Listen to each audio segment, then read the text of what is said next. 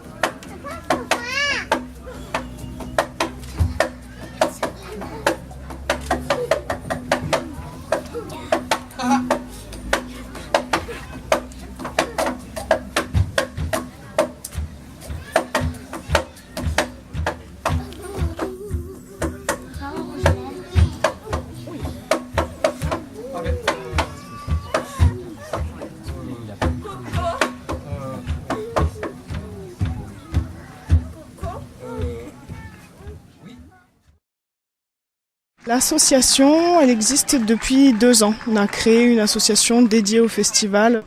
Après, ça fait plus longtemps que le festival existe, mais c'était une autre compagnie qui s'en occupait et donc qui a passé le relais. On a repris vraiment les rênes depuis. Ce ne sont pas que des gens qui habitent à Thoard qui sont là aujourd'hui. Non, effectivement, on a des gens qui viennent de Digne, Estoublon et Valais aux alentours. Et puis on commence à avoir des gens qui reviennent chaque année.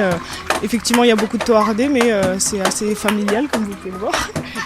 Alors là, on a pu assister au duo Azuli, c'est ça, du body percussion. Oui, notre choix, c'est aussi de faire découvrir des spectacles et compagnies qui tournent dans la région, mais pas uniquement pour apporter des choses nouvelles. Et puis, percussion corporelle, effectivement, on n'en trouve pas toujours. Ouais. C'est un spectacle qu'on a découvert, on a tout de suite accroché. On cherchait quelque chose comme ça aussi, où il y a une participation du public. C'est vrai qu'on aime bien, ça reste aussi dans l'esprit théâtre de rue. Puis là, ce qui est merveilleux, c'est qu'ils arrivent à faire un joli mix entre du théâtre, ils nous font rire, ils nous donnent des émotions et en même temps il y a de la musique, c'est assez complet comme performance. Et le beau temps est là. Oui, alléluia. Ouais, hier c'était pas ça, pendant le montage du festival là, on s'est pris la pluie correctement et aujourd'hui le ciel est clément. Beaucoup de bénévoles j'imagine pour monter tout ça, il y a de très jolies toiles de couleurs, les gens sont habillés tout en couleurs, c'est magnifique. Eh ben oui, c'est super, on est bien soutenus par tous nos bénévoles. Le noyau dur à prendre les décisions toute l'année, on est 8. Et après, sur l'avant, donc le vendredi, le jour même et le lendemain, le dimanche, pour tout plier, je crois qu'on compte une vingtaine ou une trentaine de bénévoles là. Il y a de quoi boire et manger de bonnes choses. Oui, on a fait le choix de la cordeuil bio. Et après, on a du coup des tartines avec le pâté qui vient de Thoard, le pain qui vient de Thoard. On a fait de la pâte à crêpes, du lait bio, des confitures faites maison, et puis la soupe faite maison aussi. Voilà. Églantine Rivière et Bart Russo de la compagnie des Caléous, vous formez un duo tout en fraîcheur, en drôlerie. Comment s'est formé votre duo ? Alors on s'est rencontrés en août dernier, donc ça fait pas longtemps qu'on se connaît.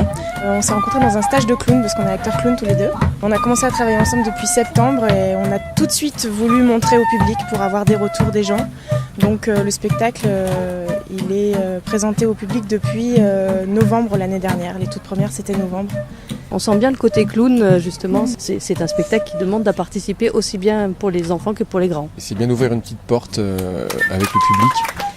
C'est aussi pour créer du lien et partager ce qu'on aime faire, ce qui nous passionne, la musique le plus simplement possible.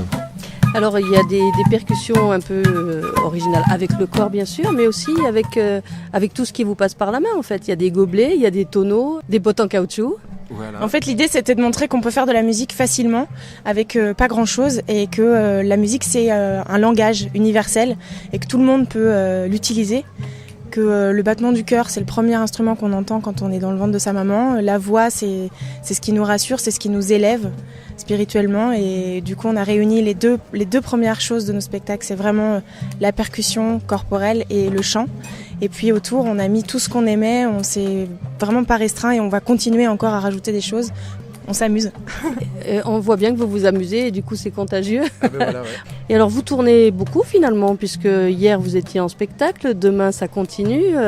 Vous avez un agent qui vous produit ? On est donc à la recherche, qu'on se le dise, d'une chargée de diffusion pour la compagnie, parce que la compagnie propose un autre spectacle qui parle du handicap, qui s'appelle donc Fait réel. Il y a 2 personnes sur scène, Luc Rodriguez qui a 56 ans et moi-même, donc je suis son assistant. On raconte des extraits de sa vie. Voilà, c'est drôle, touchant, troublant et émouvant. Pour en revenir à notre parcours à nous, avec Azuli, avec Églantine donc, et moi-même, on continue de mêler la création avec des petites tournées comme ça. On fera appel à un metteur en scène fin 2014, début 2015 pour travailler sur la dramaturgie de ce spectacle. Et à ce moment-là, on sera vraiment d'un répertoire musical qui sera bien rodé, avec plein de pistes de jeu aussi et de rapports entre nous. On essaye de rester le plus simple possible, le plus lisible possible et le plus universel. L'idée, c'est de pouvoir jouer partout. Alors justement, c'est un langage vraiment universel puisqu'il y a beaucoup d'onomatopées, de percussions corporelles et c'est vraiment intéressant puisque tout est dit à travers les expressions et le rythme. Exactement, on a joué la semaine dernière au Papier Buvard, donc en Bretagne. Il y avait des personnes âgées, dont certaines avaient des petits handicaps. On a joué dans l'église du Mont-Saint-Michel et il y avait beaucoup d'étrangers. Tout le monde a vibré avec nous. En plus, le lieu était magique. On aime jouer partout et on joue vraiment partout, quoi. Sous un tilleul hier soir, chez l'habitant, dans des chapelles, dans des greniers. Et vous organisez aussi des stages ? Oui. On fait des stages donc à la demande. Alors ça s'adresse presque à tout public qui veut en fait. Je le fais aussi à domicile. Avec la compagnie, on a déjà donné des stages pour diverses institutions, notamment l'Institut des travailleurs sociaux à Marseille, l'IMFP, donc les psychomotriciennes, mais aussi l'Institut de formation du rire médecin à Paris pour des clowns en formation, pour des danseurs, pour des comédiens. On peut adapter cette pratique selon les publics. Vous êtes intervenu aussi dans des hôpitaux ? Ah ben on intervient, Églantine et moi, depuis plusieurs années dans l'hôpital en clown. En fait, ça fait partie de nos points communs. On s'est rencontrés et on s'est dit qu'on avait énormément de points communs, notamment le fait de travailler à l'hôpital pour 2 associations différentes et dans 2 endroits différents. C'est des choses auxquelles on croit vraiment profondément et le lien, le soin par le rire, par l'art, par le son, par le rythme, tout ça c'est des choses qu'on a en commun et on s'est dit qu'il fallait absolument qu'on fasse quelque chose ensemble et on a un duo qui fonctionne très bien, donc un couple de scènes. Voilà. Est-ce qu'il y a un site Azuli Duo ? Oui, il y a le site de la compagnie Décaléou, www.décaléou.com, et on a la page Azuli Duo.